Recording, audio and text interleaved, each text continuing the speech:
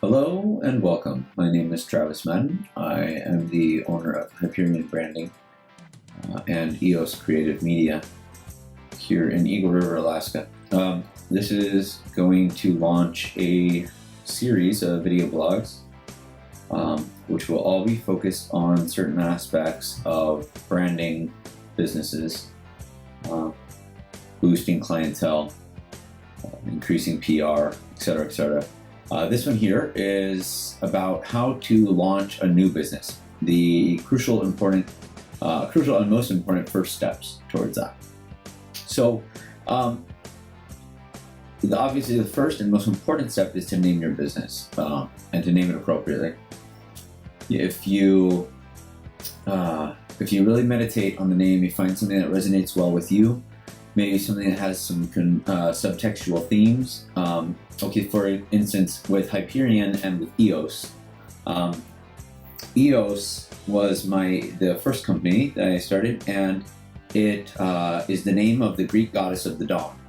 The primary focus of my business at that point in time was to be a film production company, and which we still do a lot of, but it kind of had a special meaning to me in the way that if you thought about the magic hour in filmmaking, that was the dawn and the dusk period when the light was very golden and very nice for filming.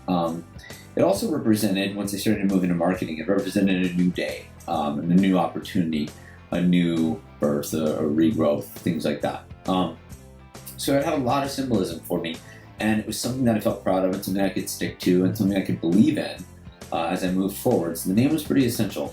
We started it as EOS Media because I wanted it to be broad and I wanted it to be able to encompass all sorts of media production.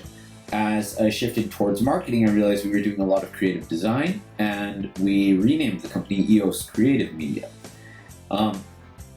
Now, Hyperion came along to fill a niche with companies that needed brand management, not just design, not just creative aspects and elements added to their branding, but they actually needed the brand managed as well from many different angles. And Hyperion is the titan of light and fire, and was actually Eos's father in the Greek mythology. He fathered Eos with an Olympian. So it kind of seemed like a fitting name. I thought it was really cool sounding too. A little mysterious, and they since they work together, Hyperion being kind of the overseer and the brand manager, passing the work down to EOS as far as creative development and things like that goes, it seemed kind of like a good father-daughter combo in a way, and so I went with that for the name. So naming is crucial. Obviously, when you get your name, you want to start looking at your URLs. You want to make sure that you can purchase something that works with your name and easily identifies you to people that would be looking for you on the web. Having a strong web presence these days is absolutely essential for virtually every business. But that's kind of getting a bit ahead of the curve. So buying the URL, naming the business, forming the business, buying the URL. Those are the first three steps, really. Obviously, find yourself a good lawyer and someone you can work with that can help instruct you in how to work within your industry. Get the permitting and licensing that you may need if it's a professional thing that requires that. And then we would move into your logo. Your logo, however, is one part, kind of like a Russian doll, of your overall branding aesthetic. And that is something that needs to be considered when designing logo, but also when thinking about the design for the web, for print, for signage, for everything that will have a visual aesthetic for your business. And this is where we really lay the foundation for that branding visual aesthetic. So the logo is birthed out of that. You generate typefaces for that.